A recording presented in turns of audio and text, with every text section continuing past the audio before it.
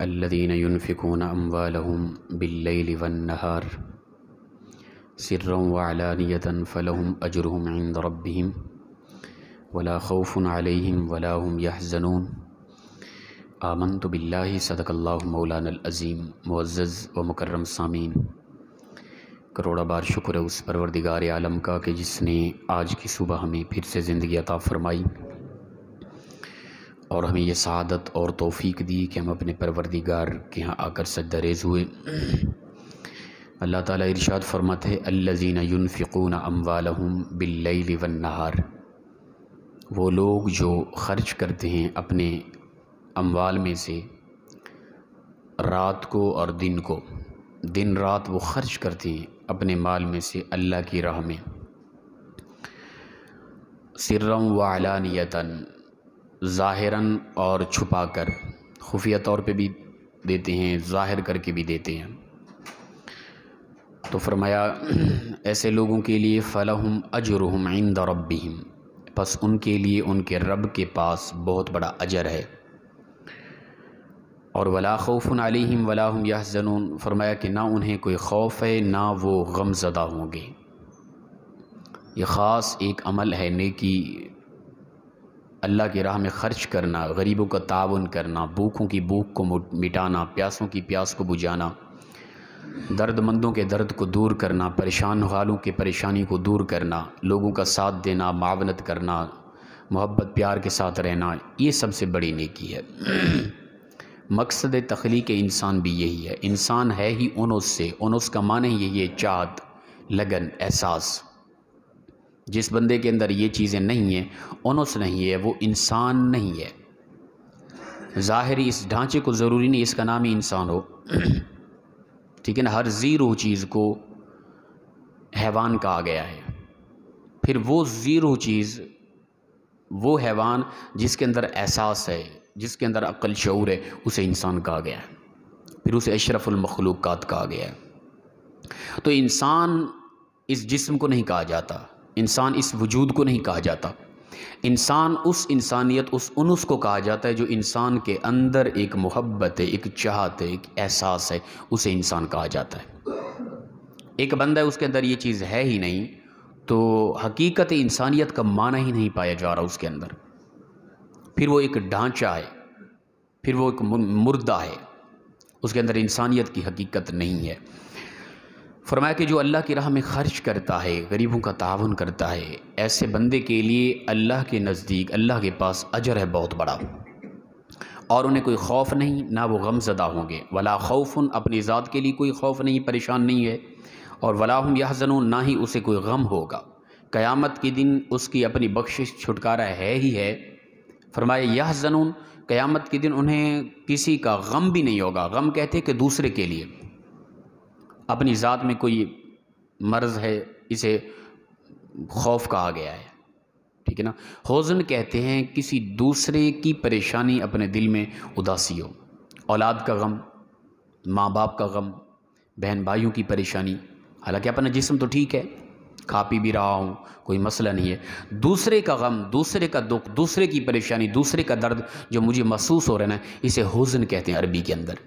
تو اللہ فرماتا ہے کہ جو اللہ کی راہ میں خرچ کرتا ہے اس کی اپنی بخشش و مغفرت ہے ہی ہے، لیکن اللہ تعالیٰ اسے اس کی اولاد کے حوالے سے، اس کے ماں باپ کے حوالے سے، اس کے بہن بھائیوں کے حوالے سے، اس کے قریبی رشتہ داروں کے حوالے سے قیامت کے دن بھی پریشان نہیں کرے گا، بلکہ اس کی اس سخاوت کی وجہ سے پروردگار اس کے تمام لوگوں کی بخشش و مغفرت فرما دے گا۔ یہ سعادت ہے، یاد رکھیں۔ حدیث پاک کے اندر آتا ہے، اللہ کے نبی صلی اللہ تعالیٰ علیہ وآلہ وسلم فرماتے ہیں، مفہوم حدیث ہے کہ بخل جہنم کے اندر ایک درخت ہے۔ بخل کہتے ہیں بخیل کو کہ جو خود اپنے اوپر بھی خرچ نہ کرے، کسی کو دینے کے لیے بھی اسے عجیب محسوس ہو، اور وہ محض دنیا کی لالچ محبت میں آ کے جمع کیے جا رہا ہے، اکٹھا کیے جا رہا ہے، اس کی کوشش ہے زیادہ سے زیادہ پیسہ جمع کر لو۔ یہ سوچ ہوتی ہے کچھ لوگوں کی، اور یہ بالکل غلط سوچ ہے، ایمان کے، انسانیت کے منافی ہے یہ سوچ۔ تو فرمایا ایسے انسان بخیل ہے، اور بخل ایک جہنم کا درخت ہے جس کی شاخیں دنیا میں پھیلی ہوئی ہے، جو بخیل ہے فرمایا اس نے اس بخل کے درخت کی شاخ کو جو جہنم میں لگا ہوا ہے اس کو پکڑا ہوا ہے، اور وہ درخت کی شاخ اسے نہیں چھوڑے گی یہاں تک کہ جہنم میں داخل کر دے گی۔ یہ ہے بخل، ایک ایسی مرض ہے، وہ جہنم کے درخت کی شاخ کو بندے نے پکڑا ہوا ہے۔ اسی طرح اس کے برعکس فرمایا کہ سخاوت جنت میں ایک درخت ہے، جو سخی ہے، جو اللہ کی راہ میں دیتا ہے۔ دنیا، یہ نہیں کہ دنیا کی محبت ایک انسانی فطرت ہے، لیکن محبت اس حالت تک چلی جائے کہ انسان کو کسی کا احساس بھی نہ ہو، کوئی غم میں ہے، کوئی پریشان ہے، کوئی غریب ہے، کوئی بھوکا پیاسا ہے، کوئی بیمار ہے، کوئی خبر نہ ہو، بس ہم اپنے لیے جمع کیے جائیں۔ یہ وہ محبت ہے جسے بخل کہا گیا ہے۔ وگرنہ یہ یقینی بات ہے، میں ممبر پہ بیٹھ کہہ رہا ہوں دنیا کی محبت مجھے بھی ہے، میں بھی چاہتا ہوں کہ میرے پاس دولت ہو، پیسہ ہو، کون نہیں چاہتا، ہر کوئی یہ چاہتا ہے۔ اس محبت سے مراد یہ وہ چیز نہیں ہے۔ اللہ کے نبی صلی اللہ علیہ وسلم سے صحابہ نے عرض کی مفہوم حدیث، یا رسول اللہ ہم چاہتے ہیں کہ ہم جنگلوں کی طرف نکل جائیں، دنیا کو پس پشت کر دیں، کچھ نہ کمائیں، ہم صرف اللہ کی عبادت کریں۔ اللہ کے نبی صلی اللہ علیہ وسلم نے فرمایا سب سے زیادہ اللہ کی عبادت کرنے والا میں محمد ہوں۔ بتاؤ میں نے شادیاں نہیں کی، کیا میری اولاد نہیں ہے، کیا میں دنیا نہیں کماتا، کیا میں دنیا کے معاملات لین دین کو میں نے چھوڑ دیا ہے؟ عبادت یہ ہے کہ تم شادی بھی کرو، تمہاری اولاد بھی ہو، تم دنیا میں جینے کے سارے اصول و قواعد کے مطابق زندگی گزارو، پھر اللہ کی عبادت کرو، دنیا کی محبت سے دور ہو، پھر تم بہترین آدمی ہو۔ اور اسی طرح فرمایا کہ تمہارے چلے جانے کے بعد پیچھے تمہاری اولاد کچھ نہ ہو، تم کچھ نہ کماؤ، دنیا سے دور رہو، تم چلے جاؤ، پیچھے کچھ بھی نہ ہو، اور پھر تمہاری اولاد دوسروں کے آگے ہاتھ پھیلاتی پھرے۔ اس سے بہت زیادہ بہتر یہ ہے کہ تم کچھ کر جاؤ، پیچھے تمہاری اولاد کسی کی محتاج نہ ہو۔ یہ بھی حکم ہے۔ یہ جو عام طور پہ محبت اور دل میں خواہش تمنا ہوتی ہے میرے پاس یہ کچھ بھی ہو، یہ کچھ بھی ہو، یہ تمنا اس محبت کے لیول کی نہیں کہ جسے بخل کہیں گے، یا جسے ہاں کسی کے دل میں محبت ہے کہ دولت ہو میرے پاس، لیکن وہ سخی بھی ہے، کمال ہے، یہ اچھی بات ہے۔ دنیا کا کمانا، دنیا کی خواہش رکھنا یہ غلط نہیں، دنیا کی خواہش اور محبت میں اس قدر نیچے چلے جانا کہ انسانیت بھی بھول جائے، یہ غلط ہے۔ ہمارے اسلاف نے، بزرگوں نے جس طرح مثال دی ہے، فرمایا یہ مثال سنی آپ نے، فرمایا کشتی ہے، کشتی پانی نہیں ہے تو کشتی کسی کام کی نہیں، دریا سمندر خشک ہو کشتی کس کام کی ہے، پڑی ہے، فضول ہے وہ۔ فرمایا کہ کشتی کو ضرورت ہے پانی کی، پانی کے اوپر چل چل کے وہ اپنی ضرورت پوری کر لیتی ہے۔ اگر وہ پانی نہ ہو تو کشتی کسی کام کی نہیں، اگر پانی ہو کشتی اوپر اوپر چل کے اپنی ضرورت پوری کر لیتی ہے، اگر وہی پانی کشتی میں داخل ہو گیا تو کشتی غرق ہو جائے گی۔ یہ مثال ہے انسان کی، دنیا نہیں ہے تو اس انسان کی خاص کوئی ویلیو نہیں دنیا کے اندر، وہ اپنا صدقات و خیرات کے حوالے سے بھی نیکی نہیں کر سکتا خاص، تو لہٰذا اسے دنیا حاصل کرنی چاہیے، ٹھیک ہے نا۔ لیکن دنیا ہو اور دنیا کی محبت اس قدر ہو کہ اس کے دل میں ہی راسخ ہو جائے، اللہ سے، اس کے رسول سے، قرآن و حدیث سے، انسانیت سے زیادہ محبت اگر دل میں اس کے دنیا کی ہو گئی تو پھر بھی وہ انسان اس کشتی کی طرح غرق ہو جائے گا۔ محبت دنیا ہو لیکن وہ محبت انسانیت کی محبت سے آگے نہ جائے۔ جب انسانیت کا معاملہ ہو تو پھر اس دنیا کی محبت کو پس پشت کر دیا جائے۔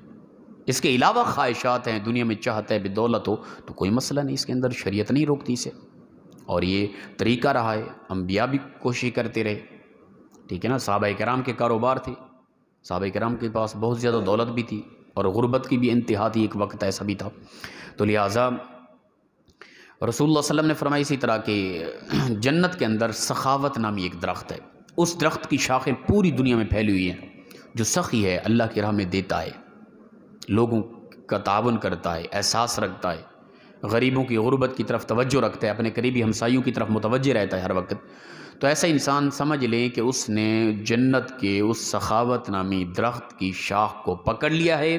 فرمایا وہ اسے نہیں چھوڑے گی یہاں تک کہ جنت میں داخل فرما دے گی اسے۔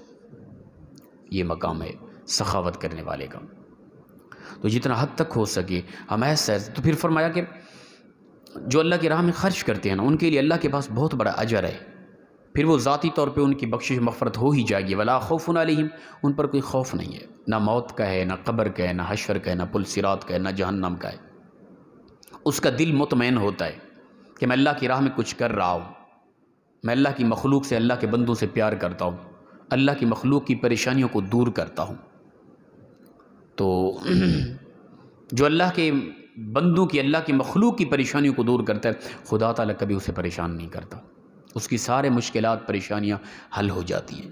تو فرمایا کہ اس کی اگلی پریشانی کسی کے حوالے سے، اس کے تعلقات والے ہیں جو وَلَا هُمْ يَحْزَنُونَ، ان کے حوالے سے بھی ہم اسے پریشان نہیں کریں گے۔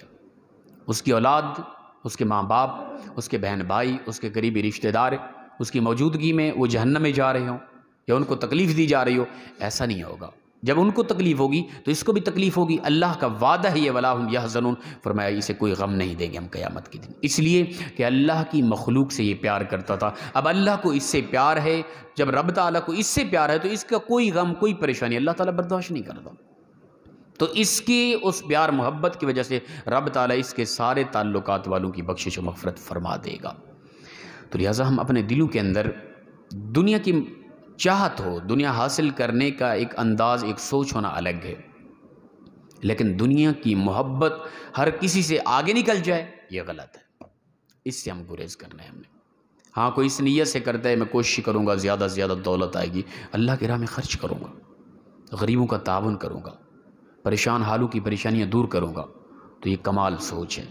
اس کے علاوہ اپنی ذات کے لیے بھی بندہ اس کوشش میں لگا ہے تو کوئی حرج نہیں ہے، لیکن اس دنیا کی محبت دل میں نہ آنے پائے۔ بھئی اس قدر محبت ہو کہ بس ہوتا ہے، معذرت کے ساتھ آپ کہیں بس حضرت کیا کہنا چاہتے ہیں، میں کہنا یہ چاہتا ہوں کہ کئی لوگ اس طرح کے سامنے آئے جن کا مشن، مقصد، سوچ، وچار، فکر صرف دنیا کے حاصل کرنے میں تھی، بس اس کے علاوہ کچھ بھی ان کو نہیں سوچتی۔ ایسے لوگ بھی ہیں اور انسان کہلاتے ہیں۔ تو لہذا یہ انسانیت کے منافی ہے۔ دعا ہے پروردگار مخلصانہ انداز میں ہم سب کو عمل کی توفیق عطا فرمائے۔ وآخر دعوانا الحمدللہ رب العالمین۔